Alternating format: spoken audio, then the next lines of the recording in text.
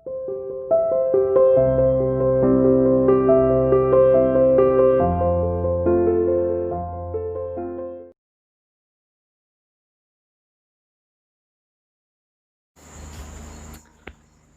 Student, welcome to CR international online classes.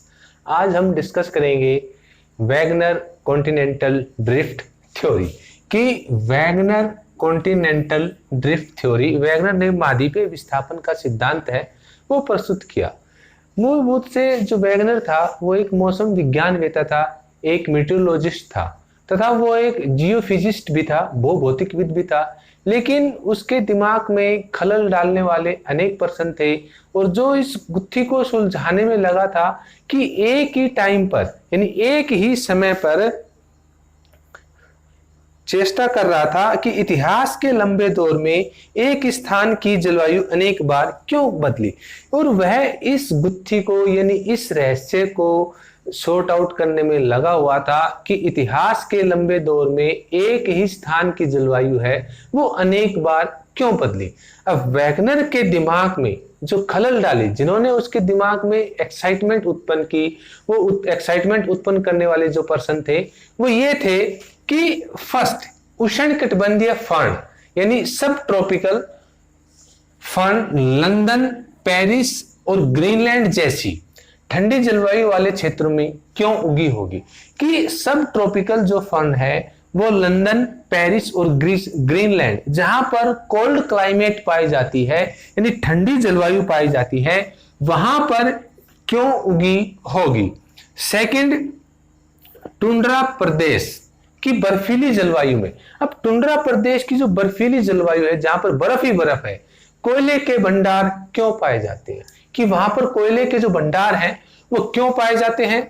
Him चादरों यानी him की विशाल बड़ी बड़ी चादरों का फैलाव, उनका फैलाव ब्राजील, दक्षिणी भारत यानी साउथ इंडिया, ऑस्ट्रेलिया और कांगो बेसिन में एक ही समय क्यों था। यानी जो लॉन्ग बर्फ जो चादर है, बर्फ की लेयरें हैं, उनका फैलाव वो ब्राजील, दक्षिणी भारत, ऑस्ट्रेलिया और कांगो बेसिन में एक ही समय पर क्यों था, यानी एक ही टाइम पीरियड में वहां पर बर्फों की चादरें हैं वो क्यों पाई जाती हैं।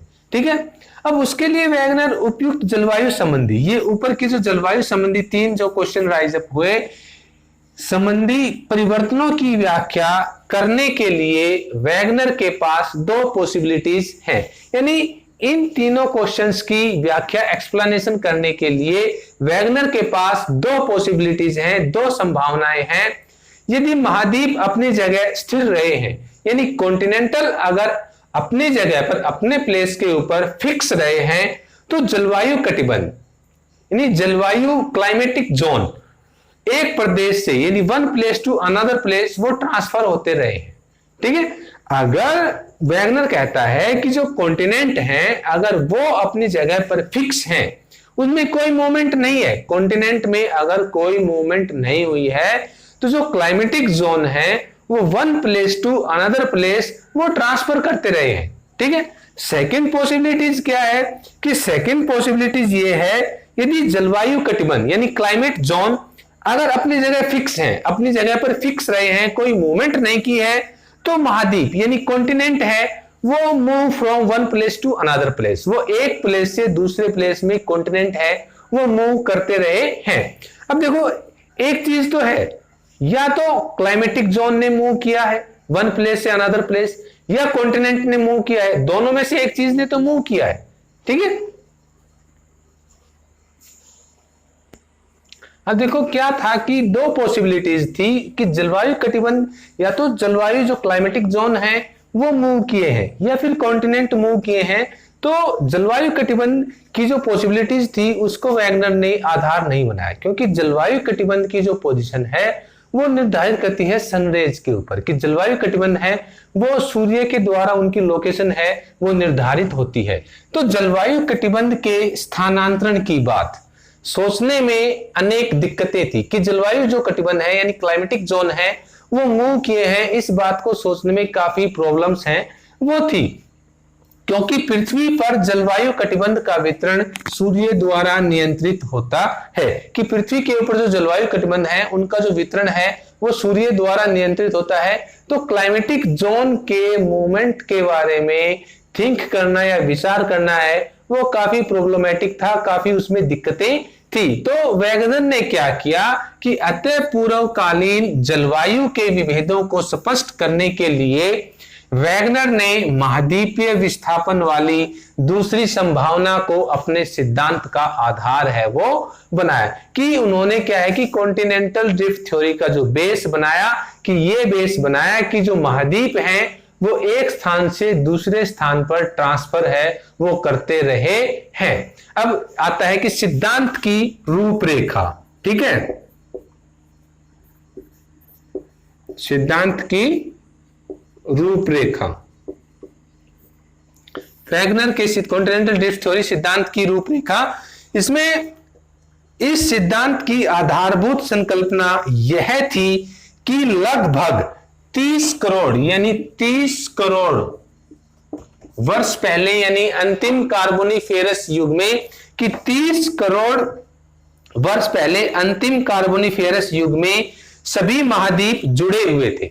अब देखो 30 करोड़ वर्ष पहले यानी अंतिम कार्बोनिफेरस युग में सभी महाद्वीप हैं वो जुड़े हुए थे। जैसे इस फिगर में देखिए आपकी भूमध्य रेखा दिखाई गई है। इस फिगर में Asia continent, Europe continent, America, Africa, Antarctica, Australia और भारत, कि ये सभी हैं वो आपस में क्या थे, जुड़े हुए थे। यानी 30 करोड़ वर्ष पहले अंतिम कार्बोनिफेरस युग में सभी कॉन्टिनेंट हैं वो आपस में जुड़े हुए थे, अटैच टू ईच अदर। इस विराट स्थलखंड को वैगनर ने पेंजिया का नाम दिया और इस विशाल स्थलखंड को, इस पूरे विशाल स्थलखंड को वैगनर ने क्या कहा कि इसको एक पूरे को उन्होंने पेंजिया का नाम दिया। कि उन्होंने इसको पेंजिया का जो नाम है वो दिया वैगनर ने, इसको पूरे विशाल स्थलखंड को वैगनर ने कहा पेंजिया। पेंजिया का अर्थ है संपूर्ण पृथ्वी। पेंजिया का अर्थ है संपूर्ण पृथ्वी, ठीक है। पेन इक्वल टू ऑल और Gaia equal to, pan equal to all और plus Gaia equal to earth, equal to earth, यानी संपूर्ण पृथ्वी, ठीक है।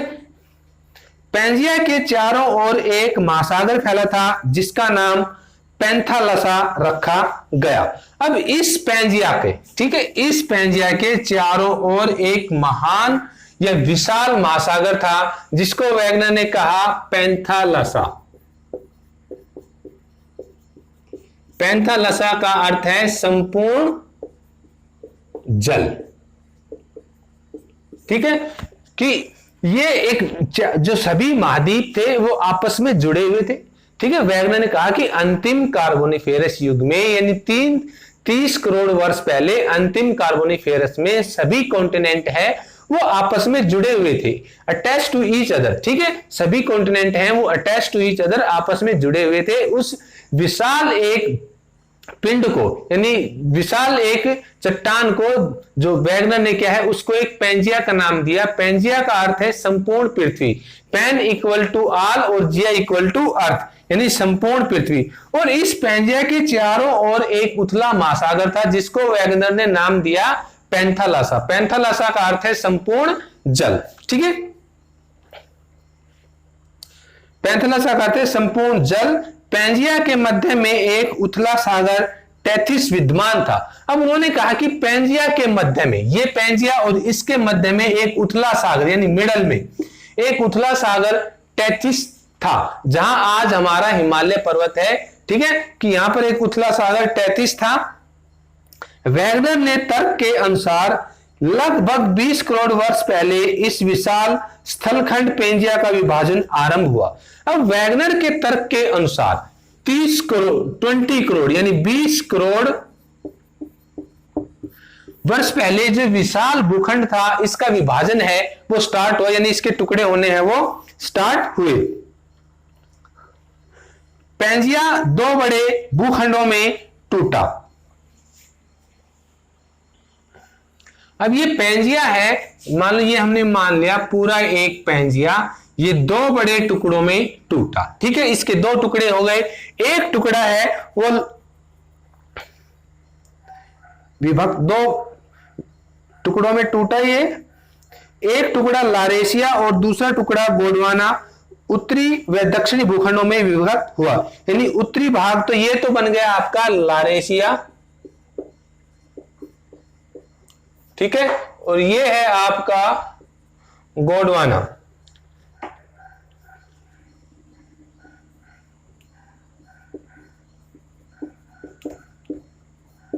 दो भाग में विभक्त हुआ, एक भाग लारेशिया बन गया, ये उत्तरी भाग ये वाला, ठीक है, और ये दक्षिणी भाग है ये आपका बन गया गोंडवाना लैंड। दो भागों में टूटा। समय के साथ धीरे धीरे लारेशिया और गोंडवाना अनेक छोटे हिस्सों में बंटकर अलग हो गए, जिन्हें आज महाद्वीपों के रूप में जाना जाता है। कि समय के साथ ये लारेशिया और गोंडवाना लैंड है, ये समय के साथ धीरे धीरे अनेक छोटे टुकड़ों में विभक्त हो गए और उनको आज महाद्वीपों के नाम से यानी कॉन्टिनेंट्स के नाम से जाना जाता है। लेकिन ये जो विखंड ये टूटा, ये किस वजह से टूटा, इसके बारे में वैज्ञानिक ने कोई साक्ष्य है या कोई सबूत है वो पेश नहीं किए। कि पैंजिया एक विशाल स्थलखंड था, उस विशाल स्थलखंड में जो ब्लास्ट हुआ कि दो भागों में टूटा, लारेशिया और गोंडवाना लैंड। लेकिन गोंडवाना लैंड और लारेशिया है ये किस वजह से टूटे, पैंजिया किस वजह से टूटा और गोंडवाना लैंड और लारेशिया का विभाजन है वो किस वजह से हुआ, इसके बारे में वैज्ञानिक ने कोई साक्ष्य है वो प्रस्तुत नहीं किए। वैगनर का मानना था कि महाद्वीप का भाग सियाल, यानी महाद्वीप का भाग, उन्होंने कहा कि महाद्वीप सियाल, SI सिलिका प्लस एल्यूमिनियम, यानी सियाल से बने हैं जो बिना किसी रुकावट के साइमा से बनी महासागरों की तली पर तैर रहे थे। वैगनर ने यह भी माना कि कार्बोनिफेरस युग में दक्षिणी ध्रुव नेटाल के समीप स्थित था, जबकि उत्तरी ध्रुव कहीं प्रशांत महासागर में स्थित था। अब ये ठीक है कि अब उन्होंने वैगनर ने कहा कि लारेशिया में उत्तरी अमेरिका, यानी उत्तरी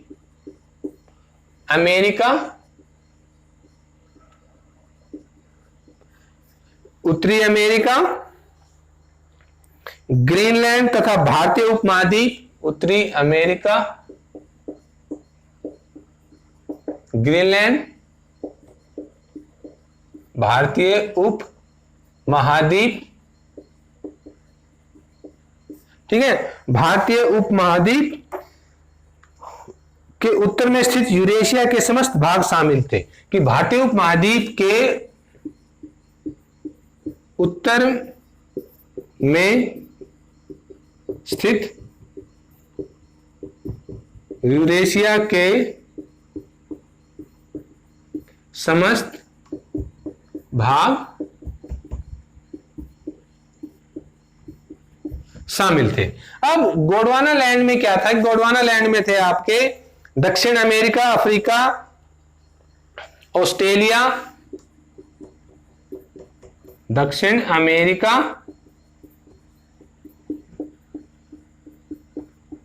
अफ्रीका,